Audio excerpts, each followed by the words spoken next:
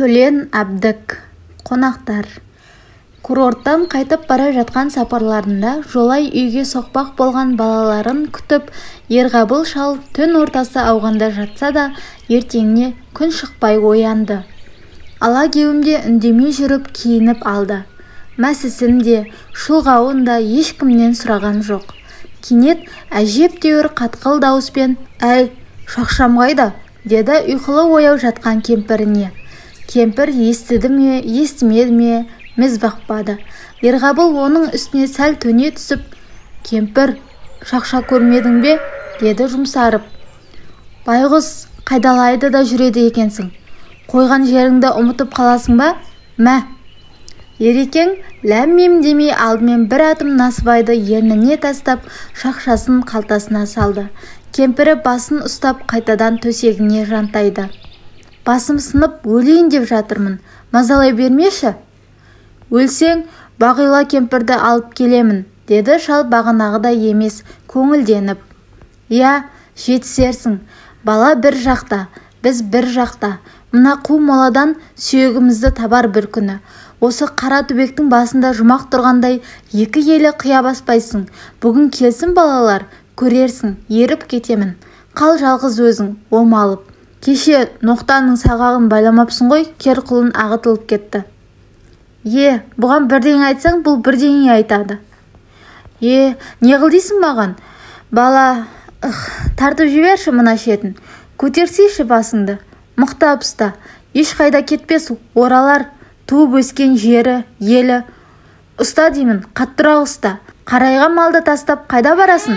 Сен шал алжисың. Осы ғой міне, алжыған деген осы шығар. Екі бие сенің басыңа көктас қоя ма? Осыны алмаған құдайдың тамағы тоқ. Ерекең ыңырана әндетіп таяғына сүйенді. «Ойпыр-ау, белім шойырылып қалғаны несі? Осы мен таң намазын оқыдым ба?» «Намазы оқитын болсаң оқыда, оқымайтын болсаң қой. Не ол? Бір күн тастап, бір күн оқып. Құдайдың өзі кешірер. Мен бір әдейі істейді деймісің соны? Жүрегім басында жел тұрғанын қарашы. Қой, сен кемпір мылжыңдай бересің. Намазымды оқып, биеге кетейін». Ерекең сыртқа шықты. Күн шығыс әппақ. Ауа сәл-пәл дымқыл екен. Қолын көлегейлеп маңайына қарады. Көкжиек шыңылтыр ашық болатын. Бірақ шалға тұманытып көрінді. Кеше кер қолынды бостау қосақтап едім, оралып қалмады ма екен деп ойлады ол. Анау қара бидайдықтың табанында жүрген солар шығар. Тұсауымен сонша жерге кетеді. Бұл иттерді байлап қоямын ба, не істеймін? Бір қолымен белін ұстап, шық басқан көк шөптерді таяғымен анда-санда қағып қойып, шабылған бидайдықтың жиегімен келе жатты. Лезде белі үйіп, шаршап қалды.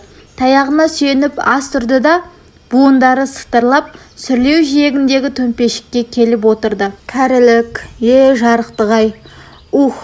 Орамалын алып терін сүртті. Күн жылынған шығар деп, жұқа барқыт бешпентін шешіп қолына алды. Уқаланған өңірін жазып жатып, ертең сүйегіме шапан жетпей қалса, деді ішінен. Бектемірден қалған жалғыз Ерғабылдың басында түк болмады деген атаққа қалармын. Әлдеқалай шалдың көз алдына өлгеннен кейін мұны жұрттың қалай шығарып салатыны елестеді. Елестегенде Құданың құдіретімен өткендегі айтыс сүйегін шығарғандағыдай бір айнымайды. Бір жұртқа үлестіретін киімі одан көп екен. Сары өзек тегіс келген секілді. Бата кейін атпен жарысып, мүше алып қашқандар да жұрттың бәрі, қайран дүние кімге опа берген. Бұл кісілер де кетті-ау дүниеден. Мұндай кісілер енді тумайды деп аза тұтып, енді біреулер, шіркін, бала деген осы ғой. Сапабек әкесін қандай ғып жөнелтті, Ойпырмай, мұндай ұлы дүбірмен біздің елде әлі ешбір шал аттанбаған шығар, десіп, таңға алысып бара жатқанға ұқсайды. Шал күлімсіреп таяғын ұстады. Ай далада өлген кәрі қасқырға ұқсамай, ел жұрттың алдында абыроймен өту, осыдан артықтың енді керегі жоқ. Орнынан тұра беріп, Сапабек жандар кеше келмегені несі деді, күшене сөйлеп.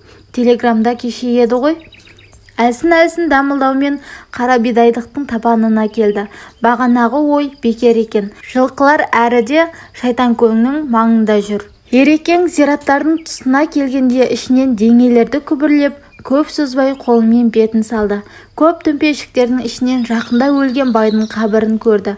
Қызыл күрең, жас топырақ қылып күйі. Құрғамапты. Шіміркеніп тезірек жүрді. Салқын тер өне бойын шымырлатып жылқыға жеткенше дем алған жоқ. Ғаріп пенде, әруағы риза болсын. Жасаған қай кезде дам тұзды тауысамын десе өзі біледі. Өзі менен бірер жас кіші болу керек. Жылым ұлу дегендей болып еді. Ерекен қайтып жаяу жетпесін білді де кер құлынды ағытып биені тұсауымен ноқталап алды. Арықтың ішіне енгізіп жиектен асылып мінді. Әрең дегенде отырды. 75 деді дауыстап, көзге тап сондай біреумен сөйлесіп тұрғандай. Сен болар ма екенсің мені алып кететін? Жоқ, 85 пе екен. Түсімде айырып ести алмағанымды қарашы. Фью, әй, жетер түнімен оттағаның. Ерекең енді байқады, күн шығыпты. Бірен-саран қарайған малдар болмаса, төңіректе қыбыр еткен пенде жоқ. Әлі ұйқыдан оянбаған секілді. Кер бие дымқыл көк шөпті анда-санда бір шалып, күрт-күрт шайнап, біресе пысқырып, біресе дұрыс қой дегендей басын шұлғып қояды. Кер құлын шапқылап озып кетті де, ойнақтап қайта оралып, қайта шапты. Баламысың деген, біз де осылай ойнақтадық-ау. Шалдың есіне өткен өмірінен бір қызық оқиға түскен болу керек, болмашы жымиып қойды. Көбіне еске түсіретіні жігітшілік дәурені болатын. Кер бие үйреншікті желінің басына тоқтады. Немене, ұзап кетіп пе? Деді кемпірі құлынды байлап жатып. Қажыған шығарсың, шай қояйын ба, мызғып аласың ба? Шөлдедік, шайыңды қой. Ерекең есік алдындағы бөгетке шықты. Әлдебір мұңды әнді ыңылдай айтып, таяғына сүйеніп біраз тұрды. Өзен жиегіндегі қыстауын көріп, бағанағы кемпірінің сөзін есіне алды. Осы қара төбек басында жұмақ тұрғандай екі елі қия баспайсың. Балаларға еріп өзім кетем. Әй кемпір, деді ішінен. Бағанағы жерде айтатын сөзі ойына жаңа түсіп. Мен саған дейін 3 қатыннан айырылғанмын. Азы көпті ғұмырымның ішінде талай бақтан айырылып, талай баққа қолым жетті. Дүние бірде алдын берсе, бірде артын береді. Бірақ әкем көрген, әкемнің әкесі көрген, қара орнымнан айырылып көрген күнім жоқ. Не тантырап отырсың? Ерекең желі басында әлі күйбеңдеп жүрген кемпіріне зекіп жібергісі кеп, уыттанып шақшия қарады. Кенет оның түк жазығы жоқ екені есіне түсіп, сабырмен ойға шомды. Ертеректе осыдан 60 жылдай бұрын сонау қыстау маңы тізілген үйлер болатын. Бектемір әулеті тегіс осы араны қыстайтын. Өмір бақи жан-жаққа пышырап көрген емес, ағайыншыл еді ғой бәрі де. Көктемде ел қыстаудан көп ұзамай өзен жиегіне қаз-қатар киіз үй тігеді. Жиен қазыбайлар да малы жоқтығын сылтауратып осында келетін. Ерекеңнің бала кезі. Ауыл жігіттеріне қосылып жылқы бағады. Тентек-ау, сен де адам болып жылқы бағатын болдың-ау деп күлетін Қаншайым жеңгесі. Қаншайымның басында шашақталған ақ жаулық болады. Ажарлы еді патшағар. Әлі есінде. Бірде кешкілік қыз келіншектердің көзінше Алтыбақан сыртынан келіп ат үстінен жеңеше әніне бір салған еді-ау. Айдап салдым жылқымды, тепсең жерге, жеңеше-ау. Сендей адам табылмас, ексем жерге, жеңеше-ау. Таяғына қаттырақ сүйенген Ерекеңнің жақ еттері жыбырлап, көздері қызарып, жасаурап кетті. Тым әріде көз нұры, көңіл құрығы жетпейтін. Тым әріде қалған бишара бір сағыныш жүрегінің түбін әлсіз түртіп, онсыз да қаусағалы тұрған әдіре қалғыр ит жанын күйзелткендей болды. Одан бері талай аласапыран жыл өтті.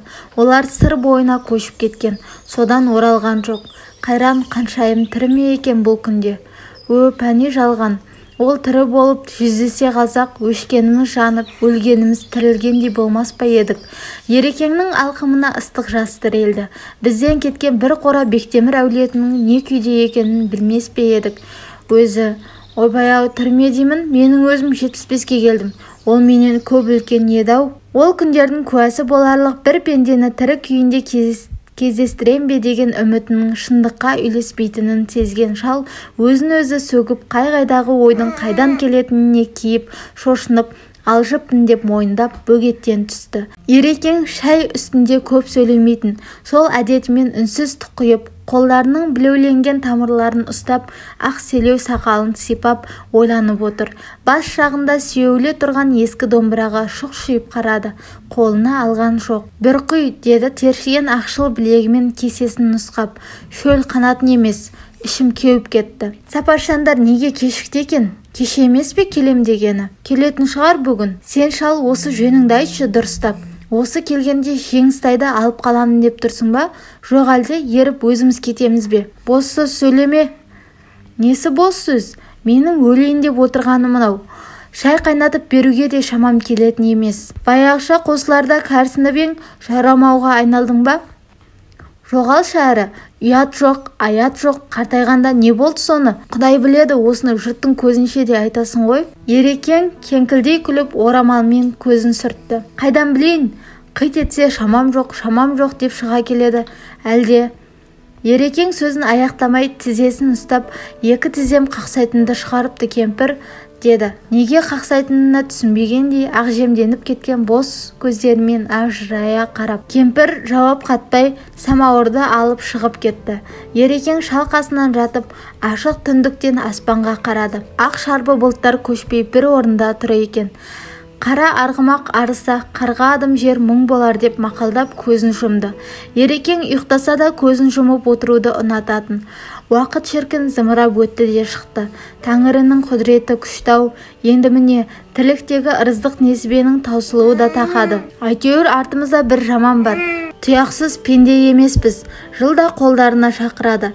Ерекеңнің ойына кемпірінің сөзі түсті. Уай ақмақ кемпір, өлер шақта тұрмыс қуып тентіреп жүре алмаспын. Ағайын жұрт, өз еліңде елді табамын деп отырсың ба басқа жақтан, айдаладағы бір қаладан? Ерекең көзін ашып қалып еді, шаңырақта тұрған ақ шарбы бұлтты тағы көрді. Бұл дүниенің бұлай тез өтерін кім білген? Заманымызда біз де шалқыдық, сайраңдап бақтық, бірақ ештеңе бітірмеппіз. Шіркін баяғының кісілері-ай, осы күнгінің адамы ұсақтап кетті ғой. Әнекі байлар тізерлеп отырғанда түрегеп тұрған адаммен бірдей еді. Пай-пай жарықтықтар-ай, біз күзектеміз сонда. Атты қазақтар үстімізден өтіп, адамдарды атып, ауылды тонап, жылқы алып кетіп жатты. Сонда Әнекібай екеуміз ауыл адамдарын жиып, қол басып, ұйықтап жатқан орыстарды байлап тастап едік. Ерекең уақыт бойынша қуалап, өзінің ғұмырындағы бірлі жарымды ерлік істерін көз алдынан өткізіп жатты. Еске түсіргенмен не пайда? Біздің қолдан келері тек осы жерде дәм тозып бітсе, ата-баба қабірі тұсына бір уыс топырақ бұйырса, қалғанын бір Құдайға тапсырып, ризашылық білдіру. Сөйтіп жатып, Ерекеңнің көзі ілініп кетті. Машинаның гүрілінен оянды. Шаңқай түс. Іргеге созылған сол қолына күн сәулесі түсіп, қыздырып тұр. Ойбай, бала келіп қалды деп кемпір үйге жүгіріп кірді. Әй, біліп ғой бүгін келерін. Заматта гүріл үй сыртына келді. Бір-екі рет үстемелете арылдап өшіп қалды. Машинадан улап-шулап түсіп жатыр. Бала даусы, әйел даусы. Ерекең қапелімде тұра алмай қалды. Тырбаңдап, қолмен жер тіреп жатқанда «Ассалаумағалейкум» деген бірнеше дауыс қатарынан шықты. Ауыл жігіттерінің бірі болу керек. Үйбай, шалды қара тұра алмай жатыр деп шиқылдап күліп жіберді. Қуаныш қой, қуаныш. Қуанғанмен қорыққан бірдей дейді ғой. Қуаныш құтты болсын. Ерекең жаңа қас тұрған балаша тәлтіректей көтеріліп, ат жақты қапсағай сары жігітті құшағына қысты. Одан соң омырау, жеңдері ашық, шұбар көйлек киген, шашын қидырған, топ-толық ақсары ажарлы келіншекті шіміркен күңгіреп маңдайынан сүйген болды. Әлгі жаман қайда, әкеліп бердіңдер? Әкелдік қой. Әй, жеңіс қайда, жеңіс? Жеңіс. Жаюлы сөреден құрт алып үлгерген аяқ қолы шидей, көзі қитар, алтылар шамасындағы ұл бала табалдырықты кесіп тұра қалды. Бар, атаңа бар. Шал өзіне зорға келген немересін бауырына басып бетінен сүйді. Ой тентек, атаны сағынбайсың-ау, деп жаулықтай үлкен ақ орамалының шетімен көзін сүртті. Келе ғой. Әй, деді есік жақтан көрші кемпірлердің бірі қолын созып. Шалдың баласысың ғой, кел. Қитар ол енді ешкімге бармады. Тіпті шақырған Ерекеңнің өзіне де жолаған жоқ. Келсең шей, жаман неме, өзі қазақша білетін бе еді Сапабекжан, деп әлгі кемпір қапсағай сары жігітке қарады. Сапабек алдына келген баланың қысқа кекіліне қолын тегізіп, ептеп түсінеді деді. Қой, қазақша үйретіңдер. Алдымен ана отырған шешесі қазақша білмейді. Қайта бұған кінә жоқ деп Сапабек қазақша білмейтініне риза болғандай күлімсіреп ақ сары келіншегіне қарады. Тома, мынаның бет-аузы кір, жуындыршы деді орысшалап. Көп ұзамай ауыл қонақтары да жиналып қалды. Ерекең сыртқа шығып, қой ешкілерін жинап, бір семіз тоқтысын ұстап, бауыздап, қолыңның қаруы бар ғой деп кепкесін теріс киген бір жігітке терісін іреттіртіп, мүше-мүшеге бөлдіріп, қалғандарын қатындарға табыстырып, үйге кіргенде бағанағыда емес әңгіме қыза түсіпті. Көрші ауылдан шалдар келген. Сөйлеп отырған Сапабек, жалпы геология халық тіршілігінің ең басты қажеттілігіне айналды, деді ол. Мұны тыңдап алыңдар, бұл өте қажет жері деп балаларды өзіне қаратқан мұғалімдей жастар жағын көзімен шолып.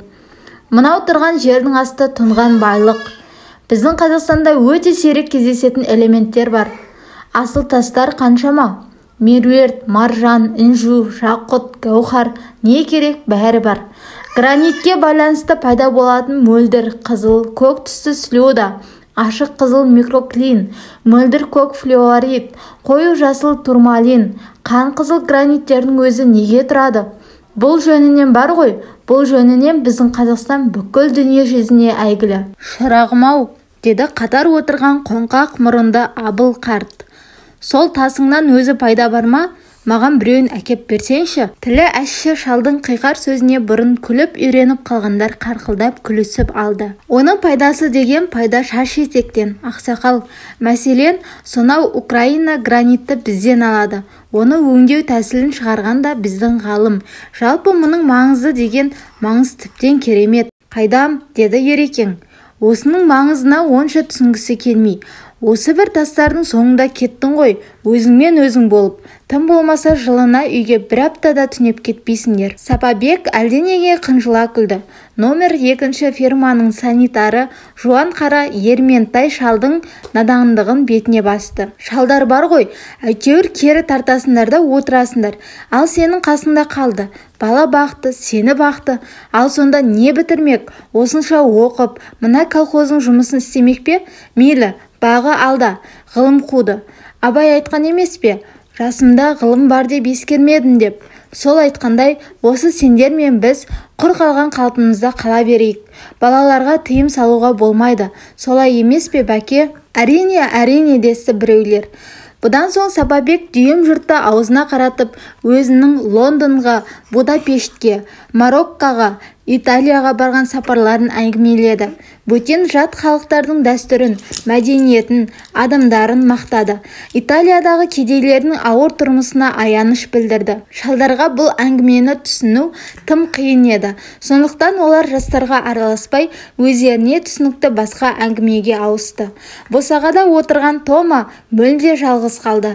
Қала қыздарына тән епсіздікпен кішкентай қиықша көрпенің үстінде қалай отырарын білмей, біресе қолымен жер тіреп, бір жамбастап, жұрттың сөздеріне толық түсіне қоймай, әркімге бір қарап үнсіз отырды. Кенет енесінің самауыр көтеріп келе жатқанын көріп, жүгіріп барып, «Әже, бер, дайте мне, дайте», деді елпектеп. Бұрқырап самауыр келді. Қызыл жолақ дастархан жайылып, майы шылқыған күрең бауырсақтар төгілді. Шайды Тома құйды. Кемпір онша сеніңкіремей қарсы отырып қосарланып сүт құйып, «Былай, я, солай, сүт құй, ақсу, шай» деп бір-біріне байланыспайтын бір сөздерді айтып отыр. Сөйтсе жақсырақ түсінеді деп ойлайтын секілді. Сапабек жастыққа шынтақтай жатып, геологияның болашағы деген болашақ керемет қой. Әрине, ешбір қоғам мұнсыз күн көре алмас еді дегенде әзілқой шалдардың бірі Ерекеңе өлетін кезің болды. Кезек сенікі. Енді неге өлмейсің деп қолқалап отырған кезі еді. Я, Қазыбай тұқымыңда 75-ке келген ешкім жоқ. Мына бектеміз 70-ке жаңа жетті. Кезек өзіңдікі. Киімдеріңді қимай отырсың ба? Бөркіңді есіңде болсын, өзім аламын, деді шоқша сақалды қара шал қулана күліп. Ерекең көзі жұмулы риза болғандай, деп жымиып қояды. Ереке-ау, ішігің менікі онда, деді Абылқарт. Былтырғы бір ой ойланған мәсін қайда? Әй шал, бешпентіңді маған берерсің. Таяғыңды мен алам. Ерекем көзін адырайтып ашып алды. Шатпа, деді көздері қызарып. Ой, жаман Қазыбайдың тұқымы, шатпай отыр. Таяқты ешкімге де бермеймін. Баламдікі. Шалдар Насыбайдан сарғайып кеткен сойдақ тістерін көрсетіп, әрқайсысы әрқалай қарқылдап, кеңкілдеп, қайсы бірі жөтел қысқандай булығып күлді. Даладан жүгіріп келген қитар ұл Томаның жанына тізелеп отыра қалды. Мама, ребята идут к озеру. Ты что, с ума сошел? Деді Тома әрі сөйлетпей. Дауысы шаңқ ете қалғандай болды. Өйткені осы кезде шалдар оқыс жалт қараған еді. Тома ұялғандай болып, баласының құлағына зәрін төгіп сыбырлады. Біздің мынау да геолог боламын деп жүр, деді Сапабек иегімен ұлын көрсетіп. Әке жолын қуалайын деген ғой. Бос сөз сөйлемеңдер. Ерекең жастар жағына зекіп қалды. Әке жолын қуса, мына менің жолымды қусын. Ие болсын мына қу шаңыраққа. Жұрттың бәрі тым-тырыс. Жастардың бәрі сол, Ереке, деді Абыл күрсініп. Менің әлгі кішкентайым, Құдай-ау, немене дейді? Бірдеңе боламын дейді. Мені бақпайсың ба десем? Хе-хе-хе, бақпаймын дейді. Сол. Ерекем күлген жоқ. Сонда бұлар кім үшін туған, деді киіп. Кімге керек сонда бұлар? Сапабек осы сөздердің тура өзіне айтылып отырғанын мойындағандай, маңайындағыларға көзін қысып жымиып қойды. Жұрттың бәрі шай ішіп болып, Ерекең бәле-жаланың бәрін жатқа жіберіп, бақ пен ырыс, несібені отбасы ошақ қасына қалдырып, шаңырақтың амандығын тілеп, бата қайырды. Шалдар да, жастар да, тіпті Тома да қолдарымен бетін сипады. Күн еңкейіп, шаңырақтан құлаған ақ сәуле жоғарыға, туырлыққа шығып кетті. Шалдар құбылаға қатар тұрып, бесін намаздарын оқыды. Біраздан соң ет келді. Сапабек жастар жағына чемоданынан югославиялық коньяк алып қойды. Жұртқа бұрандалы тығынын көрсетіп, югославиялықтардың коньякты сол тығынға құйып ішетінін айтты. Жалпы еуропалықтардың ішімдік жағына жоқ халық екенін әңгімеледі. Ауыл қонақтары еттен соң тарап кетті. Кешкілік тағы да қонақтар келді. Тағы да ет асылды. Югославиялық коньяк құйылды. Югославиялықтардың бұрандалы тығынға құйып ішетіні айтылды. Ерекең еттен соң ұзын, сүйір аршасымен тісін шұқып отырғанда, Сапабек қайдағы бір қара адамы жайында, Америкадағы ұлттардың теңсіздігі жайында, қазіргі жетілген техника жайында қызық бір әңгімелерді соғып отыр еді. Ай, доғаршы енді, деді Ерекең шыдай алмай. Анау өзіміздің Аспандиярға домбыра берші, ән салсын. Ал ән тыңдайық деп қисайып жатқан жұрт бастарын көтеріп алды. Иегі шығыңқы, әрі қапсағай жігіт кішкене ескі домбыраның ішектерін арбиған саусақтарымен еріне шертіп құлағын бұрады. Біраз дыңылдатып отырып, сен үшін айтып отырмын дегендей, Сапабекке қарап, жуан қоңыр дауыспен жеңіл бір әнді былқылдатып бастап кетті. Әнді толық айтпай ортасынан үзіп тастап, домбырасын қайта бұрады. Ерекең ашық түндіктен жұлдыздарға қарап жатқан. Әлде қалай көңілі онша көтерілмей, немересінің шақырғанға келмегеніне, келінінің аяқ қолының жалаңаш отырғанына, Сапабектің таусылып бітпейтін мылжың әңгімесіне қырыстанып отырған. Әй, айтатын болсаң айтсаңшы, деді ақырып. Кешегі әкең дүйсенбі домбыра саусағына тер тимесе айғайлайтын. Неден мұнша жаман болып тудыңдар? Аспандияр бағанадан осы сөзді күтіп отырғандай домбыраны тырнаңқырап, қағып жіберіп, тамағын кенеп алды. Кенет соншалықты зор, биік дауыспен шырқай көтеріп, тынып қалып домбыраны қайта сөйлетті.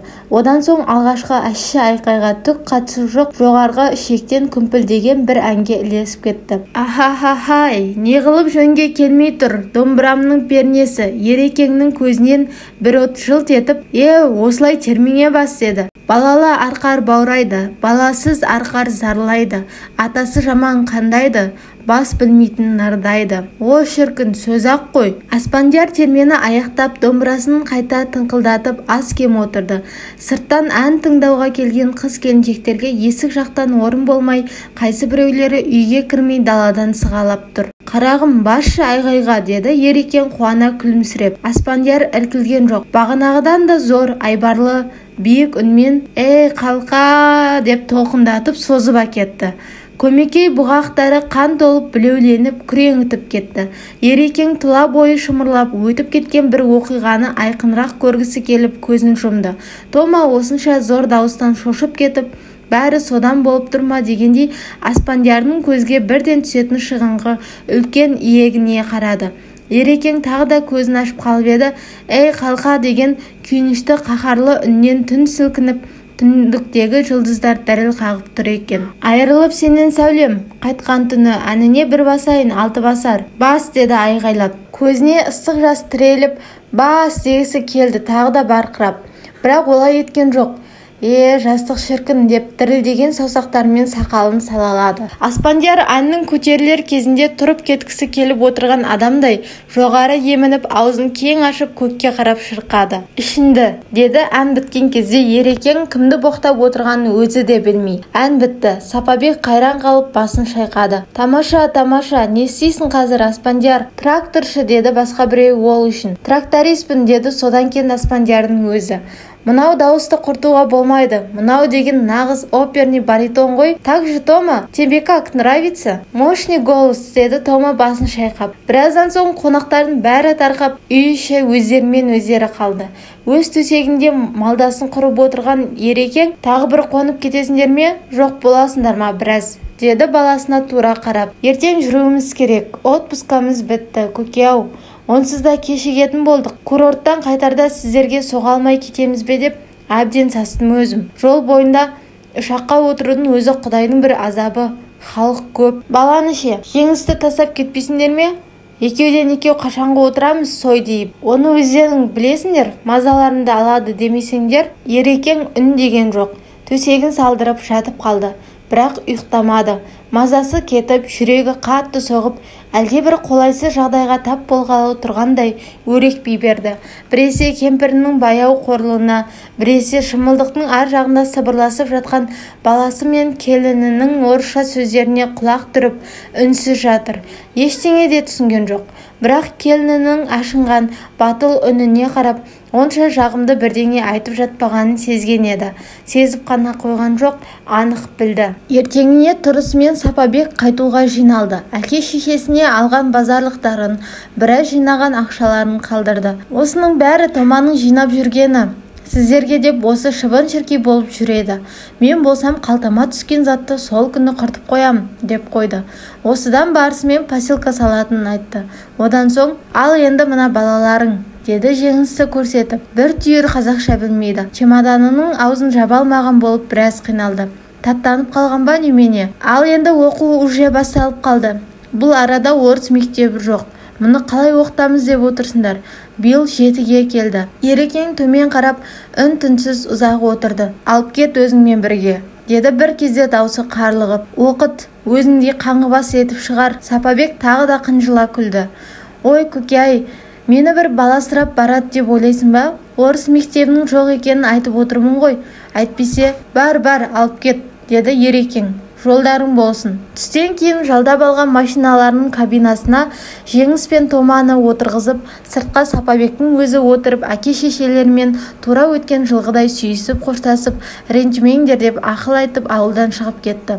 Машина қарасы үзілген кезде ғана кемпір үн-түнсіз жаулығының шетімен көзінің жасын сүртті. «Көзің ағарсын сенің», деді шал ақырып. «Жылама». Келесі күні Ерекең кетпенін алып, қысқа отын жоқ, бар кезінде қи ойып алайын деп қыстау жанындағы қораға кетті. Уайымын басу үшін тағы да жігіттік дәуренін, бұрынғының адамдарын еске түсірмек болды.